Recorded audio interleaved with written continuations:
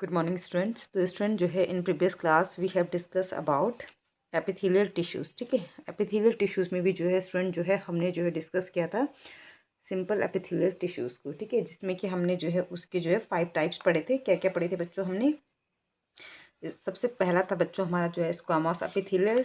ठीक है, देन उसके बाद पढ़ा था बच्चों हमने जो है क्यूबॉइडल एपिथेलियल। देन उसके बाद जो है आपका जो है कॉलमनर एपिथेलियल और सिलिएटेड एपिथेलियल या एपिथेलियम, और लास्ट पढ़ा था हमने ग्लैंडुलर एपिथेलियम। ठीक है, तो ये जो थे बच्चों ये थे आपके जो है एपिथेलियल टिश्यूज़ में जो है सिंपल एपिथेलियल टिश्यूज़ के टाइप। ठीक है, सिंपल एपिथेलियल टिश्यूज़ की डेफिनेशन हमने क्या बताई थी बच्चों आपको कि जहाँ पर जो है आपके क्या होती है, जो सेल होती है उसकी जो है यानी कि दैट मीन्स कि इट जो सिंपल टिश्यूज़ होते हैं it is made up of only a single layer of cell. ठीक है, यानी कि इनकी जो एक सिंगल लेयर ऑफ सेल जो होते हैं उनको सिंपल एपिथेलियल टिश्यूज़ कहा जाता है। और जहाँ पर आपका जो है क्या होता है बच्चों, एक से ज़्यादा लेयर प्रेजेंट होती हैं उनको जो है हम कहते हैं क्या, कंपाउंड एपिथेलियम। ठीक है, तो कंपाउंड एपिथेलियम की डेफिनेशन हमने कल आपको बताए थे कि it is made of more than one layer of cells. ठीक है, अब जो है बच्चों जो आपका जो है कंपाउंड एपिथेलियम जो है इसके जो है आज हम पढ़ते हैं इसको।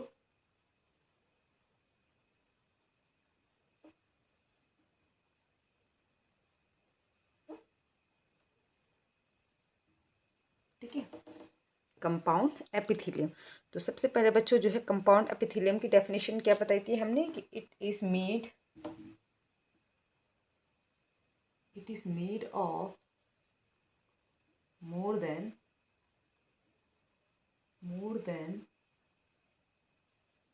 वन टाइप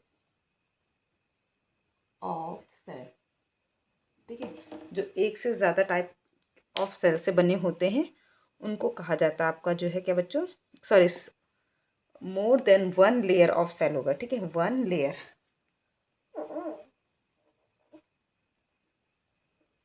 बच्चों। ठीक है,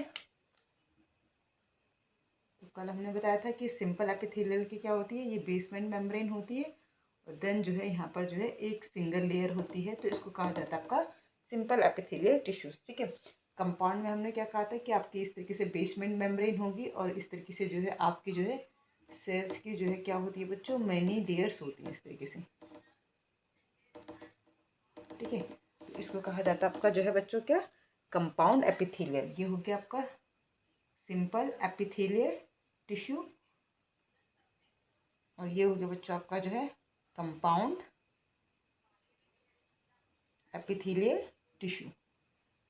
ठीक है, अब जो है बच्चों आपका सिलेबस में जो है कंपाउंड एपिथेलियल टिश्यूज़ के जो है कहीं पे भी जो है टाइप को कहीं मेंशन नहीं कर रखा है कि जो कंपाउंड एपिथेलियल टिश्यूज़ होते हैं वो कितने टाइप्स के होते हैं और कौन कौन से होते हैं, तो इसलिए हमें भी जो है ये करने की ज़रूरत नहीं पड़ेगी। ठीक है, अगर जो है आपका जो है क्योंकि बिकॉज आपका जो है कहीं पे भी जो है सिलेबस में कंपाउंड एपिथेलियल्स के टाइप्स वगैरह के बारे में कहीं भी मेंशन नहीं है, तो फिर हम भी इसको नहीं करेंगे। और जो सिर्फ कंपाउंड एपिथेलियम है उसका जो है आपको यही डायग्राम आपका जो है आपकी बुक में दे रखा है और सिर्फ इसकी डेफिनेशन आपको बता रखी है कि जो कंपाउंड एपिथेलियम है ये जो है क्या होती हैं। ठीक है, अब है कि इनका फंक्शन दे रखा है कि इनका जो फंक्शन है, तो इनका जो मेन फंक्शन है वो क्या है, टू प्रोवाइड प्रोटेक्शन। ठीक है, क्या है इनका मेन फंक्शन कि क्या है इनका main function, to provide protection against chemical and mechanical stresses. ठीक है, यानी कि जो सेल्स हैं उनको जो है केमिकल और मैकेनिकल स्ट्रेसेस से जो है प्रोटेक्शन प्रोवाइड कराना जो है आपका जो है कंपाउंड एपिथेलियल ये कंपाउंड एपिथेलियम टिश्यूज़ का काम है। ठीक है, और दूसरी चीज़ क्या है कि ये हमारी स्किन को जो है कवर, यानी कि जो कंपाउंड एपिथेलियम होते हैं ये हमारी जो स्किन होती है वहाँ पर जो है हमारे कंपाउंड एपिथेलियम होते हैं, तो इसीलिए जो है ये ड्राई सरफेस से जो है हमारी स्किन को जो है कवर करके रखते हैं। ठीक है, उसके बाद है बच्चों आपका कि जो आपका जो है बकल कैविटी में ये प्रेजेंट होते हैं, यानी कि आपकी स्किन, बकल कैविटी, फेरिंग्स, यहाँ पर जो है ये क्या होती है, या स्लैवरी ग्लैंड्स या पैनक्रिएटिक डक्ट, यहाँ पर जो है हमारे कंपाउंड एपिथेलियम टिश्यूज प्रेजेंट होते हैं। तो क्या हो गया, फंक्शन हो गया इनका जो है क्या कराना, क्या प्रोवाइड कराना, प्रोटेक्शन प्रोवाइड कराना। और कहाँ कहाँ प्रेजेंट होती हैं, आपकी जो है स्किन, बकल कैविटी, आपकी जो है स्लाइवरी ग्लैंड्स और फेरिंग्स में जो है कंपाउंड एपिथेलियम टिश्यूज़ प्रेजेंट होते हैं। ठीक है बच्चों, तो ये हो गया बच्चों आपका जो है कंपाउंड एपिथेलियम टिश्यूज़ का। ठीक है, इसके बाद है बच्चों आपका कि आपकी बुक्स में कुछ जंक्शंस जो है मेंशन कर रखे हैं कि जो एपिथेलियल टिश्यूज़ होते हैं, इन जो एपिथेलियल टिश्यूज़ होते हैं इनके बीच में कुछ जंक्शन होते हैं। तो वो कौन कौन से जंक्शन है, आपकी बुक में जो है 3 जंक्शन दे रखे हैं, तो उनको हम देख लेते हैं। तो सबसे पहला जो जंक्शन दे रखा है बच्चों वो है टाइट जंक्शन। ठीक है, तो यानी कि सेल जंक्शन हम पढ़ेंगे। ठीक है, तो आपकी बुक में क्या है बच्चों, हमने कहा 3 टाइप के जो है सेल जंक्शंस दे रखे। फर्स्ट दे रखे बच्चों आपका जो है टाइट जंक्शन।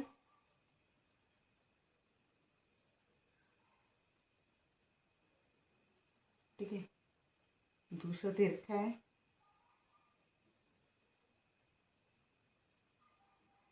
अडहेरिंग जंक्शन,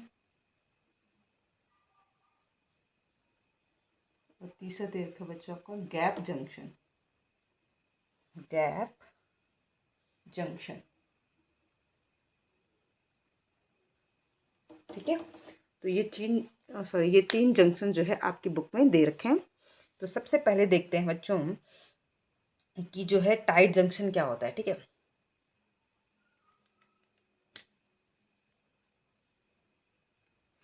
तो बच्चों जो टाइट जंक्शन में जो सेल्स होती हैं वो बिल्कुल जो है टाइट जंक्शंस के द्वारा जो है एक दूसरे से जुड़ी हुई होती है। इस तरीके से जो है टाइट जंक्शंस वाली सेल्स होती हैं, तो इनके बीच में जो है ये क्या होता है, टाइट जंक्शंस होता है इस तरीके से। ठीक है, ये सेल्स होती हैं, इनके बीच में जो है ये क्या है आपका टाइट जंक्शन है। ठीक है, तो ये जो टाइट जंक्शन है ये क्या काम करता है कि सपोज जो है यहाँ से कोई लिक्विड है, तो ये इस लिक्विड को जो है बाहर नहीं या अंदर नहीं जाने देगा। ठीक है, यानी कि जो बाहर का लिक्विड है उसको अंदर नहीं आने देगा, और जो अंदर का लिक्विड होगा उसको बाहर नहीं जाने देगा। कौन, ये टाइट जंक्शंस। तो क्योंकि जो सेल्स होती हैं वो काफ़ी जो है क्या होती हैं, एक दूसरे से टाइटली जो है अरेंज्ड होती है, और इनके बीच में जो है क्या होता है, टाइट जंक्शन होता है, जिसकी वजह से जो है क्या होता है कि जो सब्सटेंसेस होते हैं वो क्या करते हैं, लीक नहीं हो पाते हैं। ठीक है, ये क्रॉस नहीं कर पाते इन सेल को। ठीक है, तो अगर हम बात करें कि जो टाइट जंक्शन है ये कहाँ पर देखने को मिलता है, तो जैसे सपोज बच्चों आपका स्टमक है ना, तो आपका जो है इस तरीके से स्टमक का स्ट्रक्चर होता है बच्चों।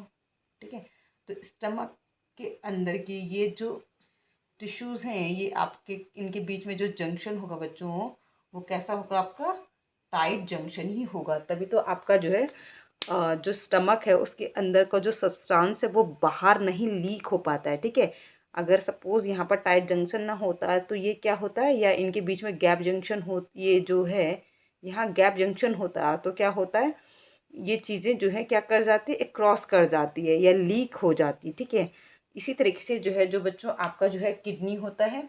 ठीक है, जो जहाँ पर यूरिन आपका जो है ब्लैडर में कलेक्ट होता है ना, इस तरीके से आपका ब्लैडर होता है। ठीक है, जिसके अंदर क्या कलेक्ट होता है, यूरिन कलेक्ट होता है। तो ये भी जो है क्या होगा आपका, यहाँ पर भी जो है सेल के बीच में कैसा जंक्शन होगा, कैसे जंक्शन होगा, टाइट जंक्शन होगा। मतलब कि जो भी सब्सटेंस है वो जो है क्या नहीं होगा, आपका लीकेज नहीं होगा। ठीक है, तो ये हो गया आपका टाइट जंक्शन। तो क्या कहा हमने, आपका स्टमक हो गया, आपका जो है यूरिनरी ब्लैडर हो गया, आपका जो है स्मॉल इंटेस्टाइन हो गई, आपकी लार्ज इंटेस्टाइन हो गई, इन सब के अंदर जो है बच्चों, इन सब के अंदर जो है किस टाइप का आपको जंक्शन देखने को मिलेगा, टाइट जंक्शन देखने को मिलेगा। तो इसीलिए जो है क्या होगा, इनके जो अंदर की जो चीज़ें हैं वो क्या नहीं होती हैं, लीकेज नहीं होती हैं। ठीक है, तो ये हो गया बच्चों हमारा टाइट जंक्शन। ठीक है, तो अगर टाइट जंक्शंस की डेफिनेशन की बात करें तो आपकी बुक में जो डेफिनेशन दे रखी है वो मैं लिखा देती हूँ। ये समझ में आ गया बच्चों कि टाइट जंक्शन का क्या फंक्शन है और ये कहाँ कहाँ प्रेजेंट होती है। अब आता है बच्चों आपका एनसीईआरटी के अकॉर्डिंग जो है टाइट जंक्शन की डेफिनेशन क्या दे रखी है कि tight junction help to, short में लिख रही, tight junction help to stop substances, दिख रहा है बच्चों, stop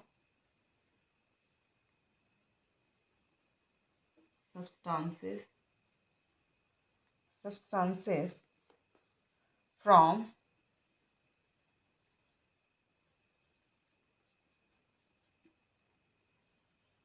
leaking across a tissue।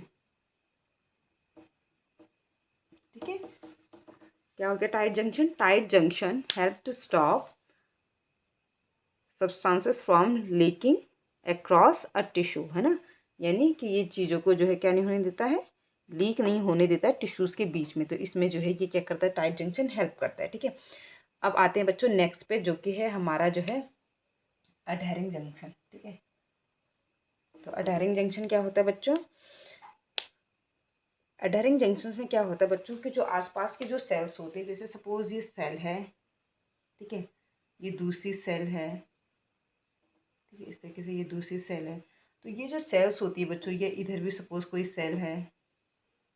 तो अडहेरिंग जंक्शन में क्या होता है कि जो सेल्स होती हैं ये एक दूसरे से, या जो अपनी नेबरिंग सेल्स होती है उनसे जो है काफ़ी, मतलब आप काफ़ी भी नहीं कह सकते, आप कह सकते हो कि बिल्कुल ये कैसे होती है, सीमेंटिंग होती है। ठीक है, मतलब कि जैसे ये आपके अडहेरिंग जंक्शन है, तो ये आपका जो है इसकी जो है इसमें जो है कुछ प्रोटीन लाइक स्ट्रक्चर्स होते हैं, इसके भी कुछ प्रोटीन लाइक स्ट्रक्चर्स होते हैं, जो कि आपस में जो है बिल्कुल कैसे होते हैं, इस तरीके से जुड़े हुए होते हैं, इस तरीके से बच्चों। ठीक है, इस तरीके से एक दूसरे से बिल्कुल जो है टाइटली जो है जुड़े हुए होते हैं। ठीक है, इसी तरीके से जो है ये वाली जो है इस वाली से जुड़ी होगी, इस तरीके से फिंगर लाइक जो ये स्ट्रक्चर्स होते हैं इनसे, ये वाले इस तरीके से, ठीक है, ये वाली फिर फर्दर इससे जुड़ी होगी, ये वाली इस वाली सेल से जुड़ी होगी, ये वाली सेल से। ठीक है, इसके नीचे भी जो सेल्स होंगे, तो ये फिर इस तरीके से जो है इन जो है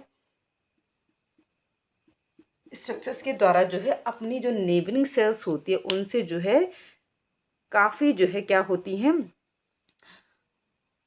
अच्छे से जो है क्या होते हैं, एक दूसरे से जुड़ी हुई होती हैं। ठीक है, तो इस तरीके से जो है कुछ प्रोटीन स्ट्रक्चर्स होते हैं जो कि आपस में जो है एक दूसरे से जो है क्या होते हैं, कनेक्टेड होते हैं, या काफ़ी अच्छे से एक दूसरे को होल्ड करके रखती हैं। ठीक है, तो अडहेरिंग जंक्शन की अगर डेफिनेशन की बात करें, तो आपकी बुक में जो डेफिनेशन दे रखी है वो क्या दे रखी है बच्चों?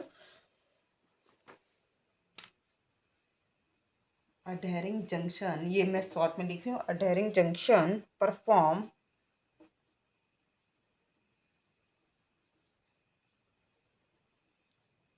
सीमेंटिंग, ठीक है, perform cementing to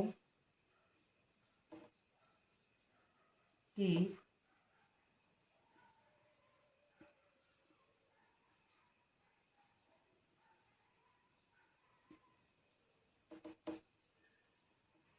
sales together. ठीक है, तो ये अपनी जो है नेबरिंग सेल्स से जो है क्या होती है, काफ़ी अच्छे से जुड़ी हुई होती हैं। ठीक है, इसके बाद अच्छा बच्चों लास्ट आपका जो है थर्ड जंक्शन जो है वो है आपका गैप जंक्शन। तो गैप जंक्शन में क्या होता है बच्चों, अगर मैं इसका स्ट्रक्चर्स बना के दिखाऊँ, तो सपोज माना ये कोई सेल है, ठीक है, दिख रहा विजिबल है, और ये माना कोई दूसरी सेल है, तो ये आपस में जो है क्या होता है, इनका साइटोप्लाज्म इस तरीके से इनके बीच में जो है क्या होता है, गैप जंक्शन होता है। ठीक है, तो क्या कहा हमने कि इस तरीके से, जैसे सपोज मैंने दो सेल बनाकर आपको दिखाई, तो इस तरीके से जो है आपस में जो है क्या होती है, गैप जंक्शन में कि जो सेल्स होती हैं, तो इनका साइटोप्लाज्म यहाँ से यहाँ चला जाता है, इसका साइटोप्लाज्म यहाँ से यहाँ आ सकता है। तो मतलब कि कुछ इसके आयंस जो है यहाँ जा सकते हैं और इसके जो है यहाँ आ सकते हैं। ठीक है, तो इसको कहा जाता है गैप जंक्शन, जहाँ पर साइटोप्लाज्म जो है इन दोनों का जो है क्या हो रहा है, आपका जो है इधर से उधर जा रहा है, तो इसको कहा जाता है गैप जंक्शंस। ठीक है, तो ये था बच्चों आपका जो है क्या, सेल जंक्शन। ठीक है, तो कितने टाइप के हमने सेल जंक्शन देखे बच्चों? 3 टाइप के, टाइट जंक्शन, अडहेरिंग जंक्शन और गैप जंक्शन। ठीक है, टाइट जंक्शंस में क्या होती हैं, जो सेल्स होती हैं वो एक दूसरे से जो है काफ़ी क्लोज होती हैं, और इनके बीच में जो है टाइट जंक्शंस होता है, और जो टाइट जंक्शन होता है वो क्या करता है, लीकेज को जो है होने से बचाता है टिश्यूज़ को, ठीक है। यानी कि टिश्यूज़ को जो है लीकेज होने से जो है क्या करता है, बचाता है। कौन? टाइट जंक्शंस, ठीक है। तो जैसे हमने कहा कि आपका स्टमक, यूरिनरी ब्लैडर में हमें जो है क्या देखने को मिलता है, टाइट जंक्शन देखने को मिलता है। अडहरिंग जंक्शन में क्या होती हैं कि जो जितनी भी सेल्स होती है वो अपनी नेबरिंग सेल्स के द्वारा सेल्स से जो है क्या होती हैं, कुछ प्रोटीनियस स्ट्रक्चर्स के द्वारा जो है चारों तरफ से जो है क्या होते हैं, कनेक्टेड होती हैं, ठीक है। अच्छे से होल्ड करके रखते, अच्छे से टाइट करके रखते हैं, ठीक है। इसके बाद जो है बच्चों आपका जो है नेक्स्ट था वो है आपका जो है गैप जंक्शंस। तो गैप जंक्शंस में क्या होती हैं, जो सेल्स होती है उनके बीच में गैप जंक्शन होता है, जिसकी वजह से जो है इन दोनों का जो साइटोप्लाज्म होता है वो मतलब क्या कर जाता है, क्रॉस करता रहता है, ठीक है। तो इसको कहा जाता है आपका गैप जंक्शंस। तो ये यहाँ ये इससे इसको कम्युनिकेट करेगा, ये इससे कम्युनिकेट करेगा, क्योंकि इसकी चीज़ें जो है क्या हो रही, दोनों की चीज़ें जो है क्या हो रही हैं, एक दूसरे से जो है साइटोप्लाज्म के द्वारा जुड़ी हुई हैं, है ना। तो ये था बच्चों आपका जो है आज का टॉपिक। नेक्स्ट क्लास में बच्चों हम पढ़ेंगे कनेक्टिव टिश्यूज़ और उनके टाइप्स के बारे में। Okay, thank you students.